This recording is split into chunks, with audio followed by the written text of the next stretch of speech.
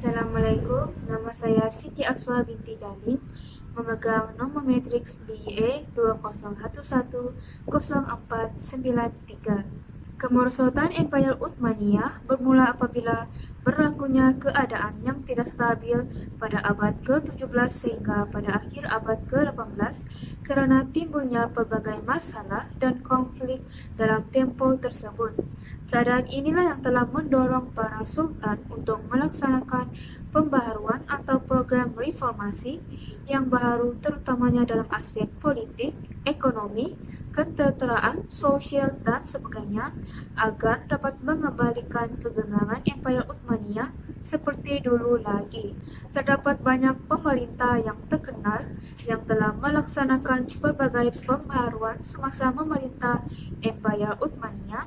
Antaranya adalah Sultan Selim ketiga. Sultan Selim ketiga ini telah dilahirkan di kota Istanbul pada 24 Disember 1761 Masihi.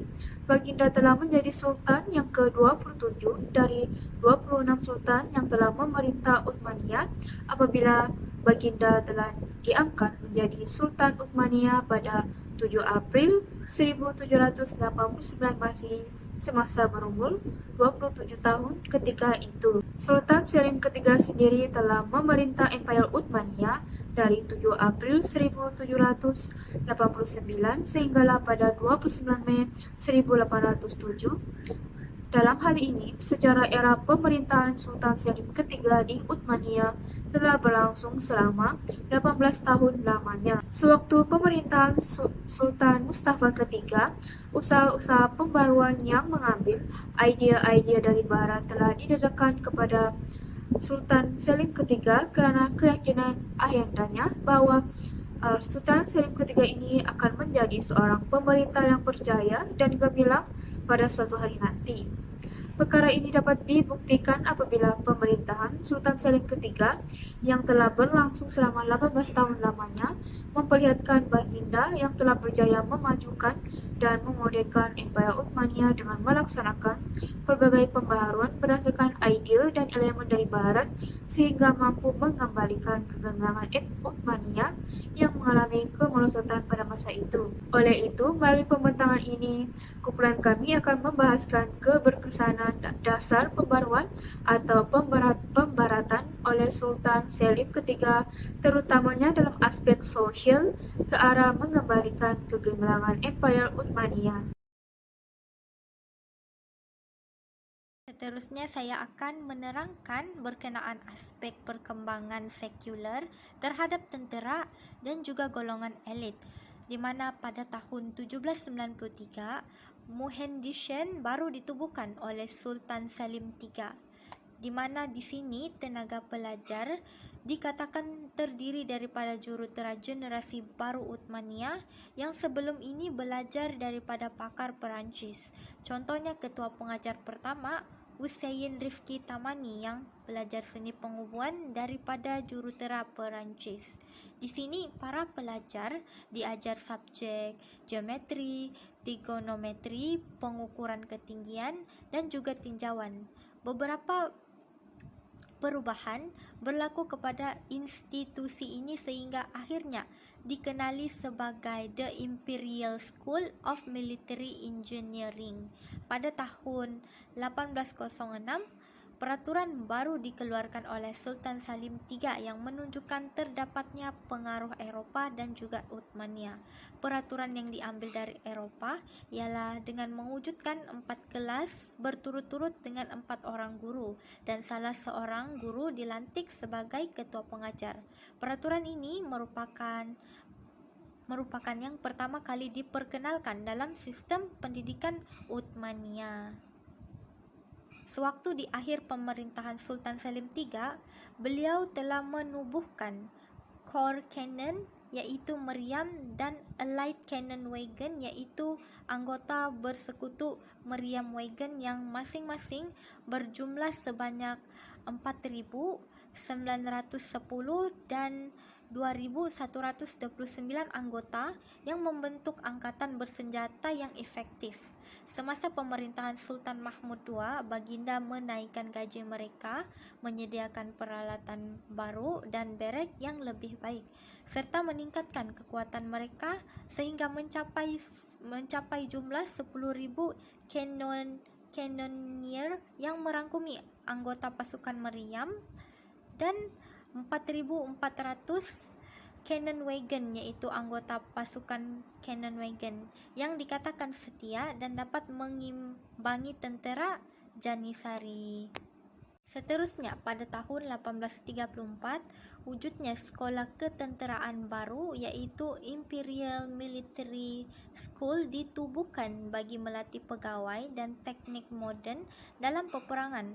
Sekolah ini dibangunkan dengan menggunakan model Perancis. Ia menempatkan seramai 400 pelajar dan diketuai oleh Namik Pasha, iaitu seorang jeneral yang mendapat pendidikan di Eropah dan menguasai bahasa Eropah.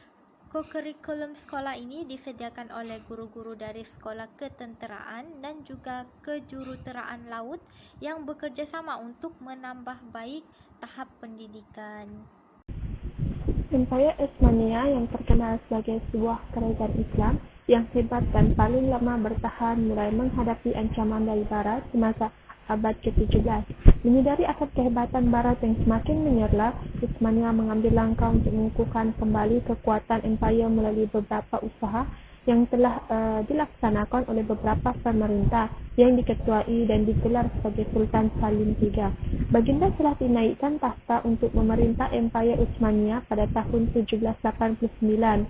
Melalui pemerintahan baginda dalam pembaharuan pembaratan untuk mengembalikan kedudukan empayar Utsmaniyah ini adalah usaha dalam dua bidang, iaitu dalam bidang politik dan juga bidang pendidikan. Manakala dari segi pendidikan, kajian ini akan memberikan tumpuan kepada proses kemasukan sains dan teknologi dari Barat ke Utsmaniyah pada abad ke-18 hingga abad ke-19. Tiga saluran utama kemasukan sains dan teknologi Barat ke Utsmaniyah, yaitu melalui aktiviti penterjemahan buku-buku sains dan teknologi yang diimport dari Barat ke bahasa Turki. Saluran kedua ialah melalui penghantaran warga Utsmaniyah ke negara Eropah bagi tujuan untuk melakukan pemerhatian terhadap budaya di Eropah. Manakala saluran yang ketiga ialah penubuhan institusi baru yang menyediakan pengajaran sains dan teknologi Eropah. Dari segi politik, pembaharuan di dalam bidang pentadbiran dan ketenteraan melalui pelaksanaan satu agenda, Nizam Aislid atau peraturan baru setelah dan sebelumnya perjanjian damai dengan Rusia di Meterai. Nizam Aislid daripada sudut makna yang luas ialah perubahan ke arah negara yang lebih moden, manakala daripada sudut makna yang lebih kecil, ia merujuk kepada pembentukan pasukan tentera baru yang berbeza dengan tentera sedia ada, iaitu dikenali sebagai Janissary. Baginda juga menghantar dua duta negara Eropah untuk tujuan mengkaji situasi ketenteraan dan pentadbiran serta organisasi awam di negara di mana mereka ditempatkan. Seterusnya, jati diri Islam dan Turki sebagai sumber kekuatan. Semasa pemerintahan Salim III, anak saudaranya Abdul Hamid pertama dan putra Mustafa III menyaksikan kedudukan kerajaan Utsmaniyah semakin lemah pada masa itu. Meskipun baginda banyak melakukan pembaharuan terutamanya dalam aspek ketenteraan dan persenjataan, namun begitu baginda berjaya menyingkirkan kerajaan Prancis dari Mesir dengan bantuan kerajaan British. Melihat daripada keadaan tersebut, sikap atau jati diri orang Islam dan Turki sangat menonjol dalam pelbagai hal untuk memperlihatkan atau menghalang penindasan berlaku dalam kalangan mereka. Seterusnya, budaya pemakaian, sosial dan juga pergaulan. Sebelum pemerintahan Sultan Salim III, bentuk penutup kepala dan juga warna bagi orang Islam dan bukan Islam adalah berbeza. Apabila Sultan Salim III telah mengambil alih pemerintahan, beliau telah menetapkan bahawa orang Islam haruslah memakai kasut berwarna kuning dan juga serban ataupun kavuk yang berwarna kuning. Manakala bagi orang Rom yang mempunyai warga negara Turki pula dikehendaki memakai serban yang berwarna hitam, bagi orang Armenia pula haruslah memakai serban berwarna merah dan terakhir, orang Yahudi haruslah memakai serban berwarna biru. Bagi kaum wanita pula, mereka memakai ferases ataupun mantle yang digunakan apabila mereka keluar daripada rumah. Mereka turut menggunakan yasmas ataupun tudung yang akan digunakan untuk melitupi muka para wanita ketika keluar dari rumah. Sosial dan pergaulan. Antara perubahan sosial yang boleh kita lihat ialah dari aspek komunikasi dan juga ekonomi. Komunikasi, alat-alat media massa digunakan untuk menyebarkan idea-idea yang berasaskan barat, menyebabkan nilai-nilai keislaman ditepikan. Sebagai contoh, tulisan Latin digunakan untuk menggantikan tulisan Arab.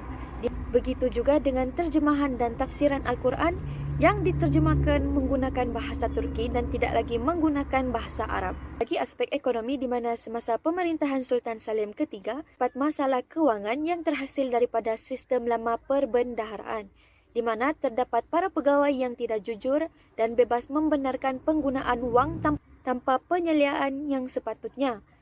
Hal ini menyebabkan Sultan Salim III menyusun semula sistem lama dengan menggantikan juru tulis yang lama kepada yang baru dengan memenuhi kriteria yang baru seperti mesti bersikap jujur dan juga cekap. Pergaulan sebelum pemerintahan Sultan Salim III, kawasan rehat seperti Sadabad, Bogazici dan Camcila ditutup untuk orang ramai. Tetapi semasa pemerintahan Sultan Salim III, tempat tersebut dibuka untuk kegunaan orang ramai untuk bertukar-tukar cerita, bertemu dan juga membincangkan hal politik. Tempat ini menjadi tempat tidak rasmi bagi pertemuan politik. Seterusnya, pembaharuan sosial yang dibuat oleh Sultan Salim III ialah institusi agama dan tradisi diperkecilkan bukan dimantapkan. Abad ke-18 sering dianggap sebagai Dark Age dalam sejarah Islam yang mana pandangan Islam dianggap mewakili pandangan dunia tradisional yang mana bercanggah dengan idea moden dan perlu diubah. Perubahan ini bermula semasa pembentukan semula Ottoman Empire semasa Sultan Salim III memperkenalkan New Order iaitu Nizam-i-Jadid. Terdapat banyak perubahan terhadap tahap atau status agama Islam dan tradisi berlaku melalui penetapan ideologi barat yang semakin dititik beratkan dalam setiap bidang pemerintahan dan pengurusan di Empire Ottoman. Semasa pembaharuan, muncul golongan reformis tradisi di mana golongan ini memfokuskan perubahan tradisi lama ke arah tradisi berasaskan barat. Dengan ini, tradisi lama digantikan atas sebab anggapan bahawa idea barat adalah ke arah pemodenan. Pemimpin Islam turut menjadi sebahagian daripada perubahan di mana mereka turut terlibat dengan program yang melibatkan pengadaptasian cara Eropah. Dari zaman Sultan Salim III sehingga sekarang, adaptasi politik membawa maksud pembaharuan ke arah pembaratan. Melalui idea ini, pengadaptasian cara Islam dalam politik jelas menurun. Pembaharuan ini membawa kepada kemunculan golongan konservatif, fundamentalis atau individualis, membentuk kumpulan anti-reformasi dan bergabung dengan Janisari untuk pemberontakan terhadap pembaharuan yang dibawa oleh Sultan Salim III. Pemberontakan ini disokong oleh ulama kerana menganggap pembaharuan yang dibawa oleh Sultan Salim III itu bertentangan dengan Islam. Pada akhirnya, percubaan oleh Sultan Salim III dalam mengubah Empire Ottoman adalah gagal dan faktor terhadap kegagalan tersebut menjadi titik permulaan bagi pembentukan Turki moden.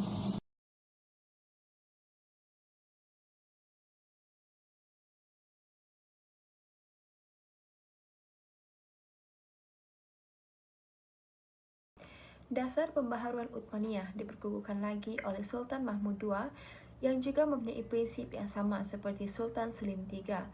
Beliau telah melakukan beberapa pembaharuan dalam aspek ketenteraan dan juga pendidikan.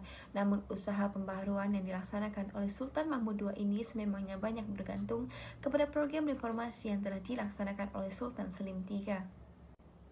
Dalam aspek ketenteraan, Sultan Mahmud II berjaya membubarkan Janissary dengan menghapuskan sistem feudal yang merupakan sebuah peraturan mengenai penguasaan tanah yang selama ini memberi keuntungan kepada pihak Janissary. Setelah pembubaran Janissary, Sultan Mahmud II membawa pembaharuan dengan menubuhkan tentera baru yang merupakan tentera Islam yang diberi nama sebagai As-Sakhir Mansyur Muhammadi.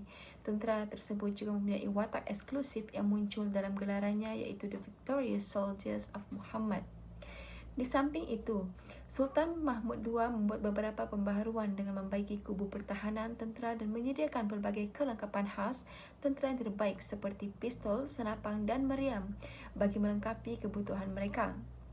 Bukan itu sahaja, pada tahun 1826, Sultan Mahmud II juga mula mengubah penampilan tentera dari segi pemakaian, yang mana tunik dan seluar barat secara rasminya dijadikan sebagai pakaian seragam As-Sakhir Mansyur. Dalam aspek pendidikan pula, Sultan Mahmud II telah membawa pembaharuan dalam sistem pendidikan ketenteraan moden yang bersifat tentatif dengan menubuhkan sekolah ketenteraan baru yang dinamakan sebagai Makhtabi Harbi Shanin, iaitu Imperial Military School, bagi melatih pegawai tentera dengan teknik moden dalam perperangan. Selain itu, juga terdapat pelbagai penubuhan jenis sekolah lain yang dibuka seperti Sekolah Muzik Tentera yang telah diasaskan pada tahun 1831, Sekolah Perubatan dan juga Sekolah untuk Remaja Lelaki Islam yang dibuka di Masjid Sulaiman dan Sultan Ahmed di Istanbul, yang menyediakan unsur-unsur pelajaran tata bahasa, sejarah dan matematik bagi mereka yang ingin melanjutkan pelajaran ke Sekolah Teknik Tentera. Pada tahap yang besar, pembaharuan yang dilakukan oleh Sultan Mahmud II ini dalam aspek pendidikan berupaya untuk mewujudkan elit berpendidikan baru dan moden di sepanjang garis barat sebagai alternatif kepada golongan elit yang berpendidikan madrasah, iaitu para ulama. Secara keseluruhannya, dasar-dasar pembaharuan atau pembaratan oleh Sultan Selim III dalam aspek sosial, di mana dasar pembaharuan ini telah diterapkan dalam pendidikan dan politik, budaya berpakaian, sosial, dan juga pergaulan, serta perkembangan sekuler ke atas tentera dan golongan elit, dan lain-lain lagi, sememangnya berkesan dalam mengembalikan kegemilangan Empire Uthmaniyah.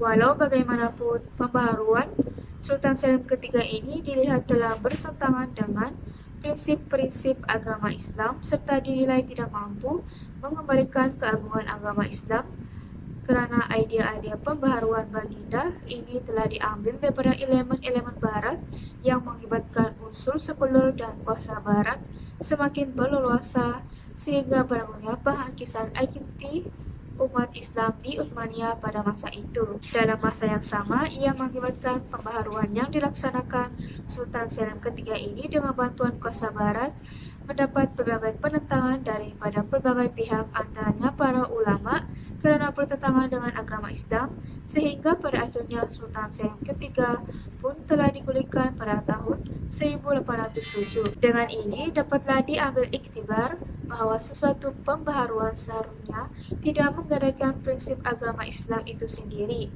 Namun orang Islam masih boleh mengambil idea-idea barat untuk dijadikan sebagai contoh maupun teladan kepada sesuatu perkara yang bermanfaat, asalkan ianya bersesuaian dengan nilai-nilai, akhlak dan prinsip agama Islam itu sendiri. Sekian, terima kasih.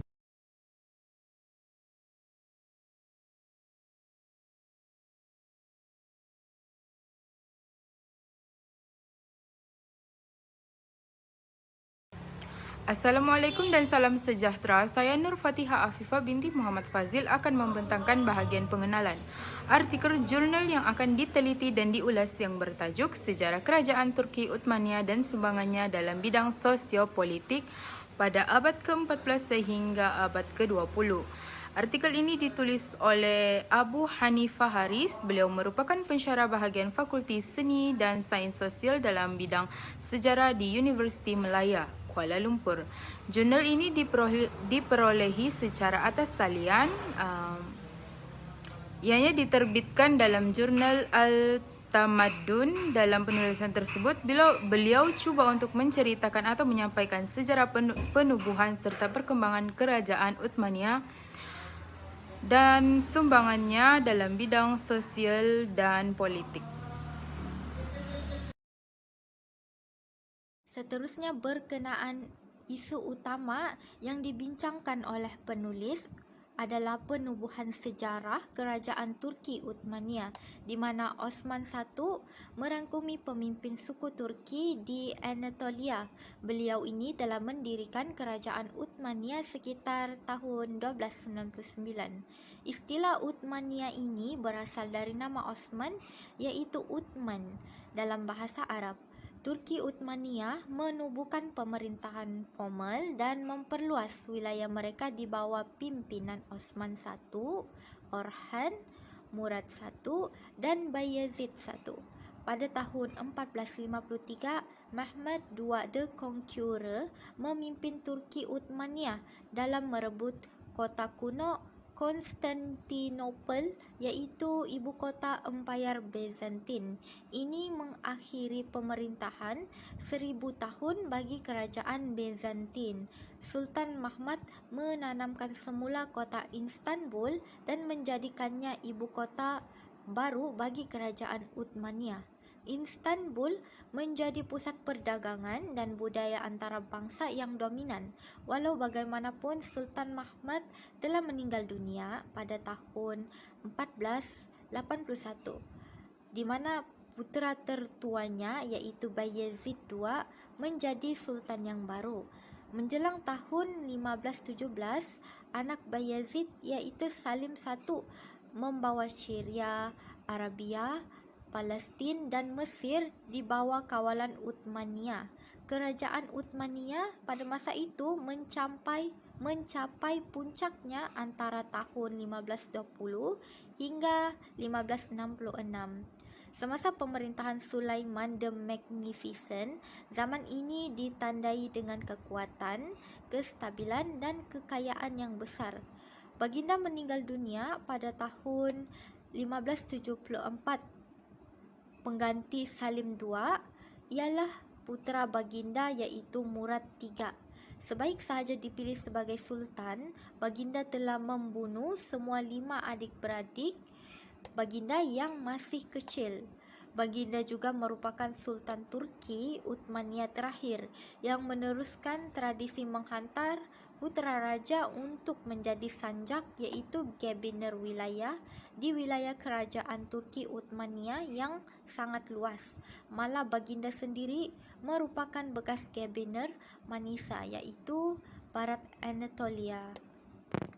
Assalamualaikum, nama saya Siti Aswa binti Jalil, memegang nombor matriks BA 20110493. Seterusnya, isu utama lain yang dibangkitkan dalam artikel adalah berkenaan dengan sumbangan kerajaan Uthmaniyah dalam bidang sosial. Melalui artikel ini dapatlah dilihat bagaimana penulis telah membahaskan secara mendalam mengenai sumbangan kerajaan Uthmaniyah dari sudut sosial, di mana kebanyakan sumbangan sosial tersebut melibatkan aspek pendidikan, misalnya peningkatan kegiatan intelektual dalam bidang sains dan teknologi, geografi, perubatan dan juga seni bina. Malah sistem pendidikan turut diperkukuhkan melalui pembinaan sekolah istana atau juga dikenali Enderun Mektebi yang bertujuan untuk melatih bakal golongan elit dalam pentadbiran istana dan juga menerapkan sistem madrasah di masjid, rumah pegawai istana dan perpustakaan serta pelbagai jenis sekolah lain yang juga turut ditubuhkan.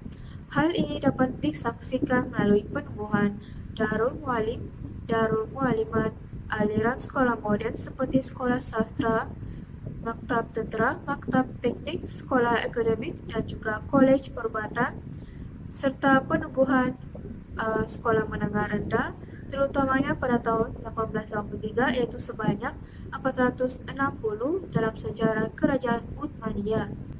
Setelah itu, pembukaan Universiti Istanbul pada tahun 19 Masihi, inilah yang menjadi kemuncak kepada pesatnya perkembangan pendidikan kerajaan Uthmaniyah. Oleh itu, jelaslah sumbangan sosial kerajaan Uthmaniyah menjadi isu penting yang telah diutarakan oleh penulis artikel. Dalam artikel, penulis ada menerangkan pendapat sarjana lain dan menyokong pendapat tersebut. Sebagai contoh, bahwa semasa pemerintahan Salim II merupakan permulaan kepada kejatuhan kerajaan Turki Uthmaniyah. Hal ini kerana ketika itu Grand Vizier ataupun Perdana Menteri iaitu Sokolo Mehmed Pasha yang juga merupakan menantunya sering dianggap sebagai pemerintah sebenar kerajaan Turki Uthmaniyah. Seterusnya, beliau juga menghadapi banyak cabaran seperti isu peperangan di Hungary, pemberontakan Imam Zaidi di Yaman, dan pemberontakan masyarakat Arab di utara Basrah. Namun, kejatuhan Empayar Ottoman ini telah berlaku sejak sebelum pemerintahan Sulaiman I, yang mana pada era tersebut merupakan puncak keagungan kerajaan Uthmaniyah. Sejak pemerintahan Sulaiman I sudah mula penurunan kerajaan Uthmaniyah yang perlahan tetapi berterusan. Hal ini kerana akibat peningkatan kekurangan kemampuan dan kuasa pemerintahan itu sendiri. Selain itu, antara faktor lain ialah rasuah, nepotisme, kekangan ekonomi dan pergolakan sosial. Seterusnya, kegemilangan Turki Utsmaniyah disumbangkan oleh Grand Vizier dan Sultan sebagai ketua negara sahaja, di mana bentuk pentadbiran kekal bercorak monarki, Sultan menduduki tempat teratas dan para pegawai seperti Grand Vizier akan membantu melicinkan pentadbiran negara. Selain itu, kerajaan Turki Utsmaniyah dianggap sebagai pembela agama Islam, di mana kejayaan kerajaan Turki Utsmaniyah menguasai 3 kawasan suci agama Islam seperti Mekah, Madinah dan juga Palestin ataupun Jerusalem, menjadikan kerajaan Turki Utsmaniyah dilihat sebagai pembela agama Islam pada ketika itu, sekaligus menjadikan kerajaan yang terkuat di kawasan timur Mediterranean. Dapat ini disokong oleh penulis bahawa kerajaan Turki Utsmaniyah menjadi kerajaan yang terkuat kerana mempunyai anggota tentera yang kuat serta dilengkapi peralatan yang moden. Kesungguhan kerajaan Turki Utsmaniyah untuk merancangkan ekonomi dan memajukan pentadbiran dapat dilihat apabila pembinaan landasan kereta api dari stesen di Damsyik, Syria hingga ke Hijaz, di mana pada akhir pembinaan landasan kereta api ia tidak mempunyai sebarang hutang yang tertunggak. Walaupun pada abad ke-17 hingga awal abad ke-20 dianggap sebagai zaman kejatuhan bagi kerajaan Turki Utsmaniyah, namun begitu mereka telah berjaya melakukan beberapa pembaharuan dan pemodenan yang boleh dibanggakan, seperti dasar tanzim. Antara kekuatan ataupun kelebihan yang terdapat dalam artikel ini adalah penulis artikel telah mendedahkan kepada pembaca tentang sejarah penubuhan dan perkembangan kerajaan Turki Uthmaniyah pada tahun 1299 hingga 1922 serta berkenaan dengan sumbangan kerajaan Turki Uthmaniyah dalam bidang politik dan juga dalam bidang sosial dengan sangat terperinci dan berkesan kepada pembaca dan mudah untuk difahami. Penulisan artikel ini mempunyai banyak kekuatan memandangkan penulis berpegang kepada fakta dan juga sejarah serta penulis artikel ini mempunyai banyak pengetahuan yang mendalam tentang apa yang ingin disampaikan dan ditambah dengan sokongan daripada pendapat-pendapat oleh ahli sarjana dan pakar yang lain dalam menguatkan hujah yang diberikan sekaligus yang dapat menjadikan penulisan beliau dapat dijadikan sebagai bahan ilmiah yang mampu digunakan oleh para pelajar, terutama sekali kepada pelajar universiti.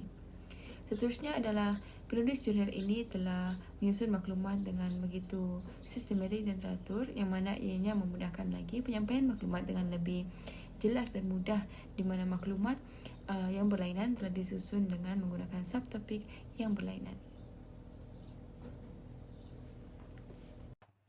Manakala pada bahagian kelemahan dan penambahbaikan artikel ini, saya akan huraikan berkenaan dengan penulisan artikel.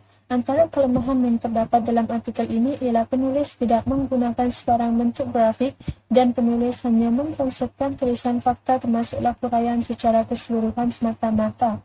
Perkara ini akan menyebabkan pembaca sukar untuk mengenal pasti fakta dan isu yang dibincangkan dan secara tidak langsung memerlukan tempoh masa yang lama untuk mengenal intipati artikel tersebut.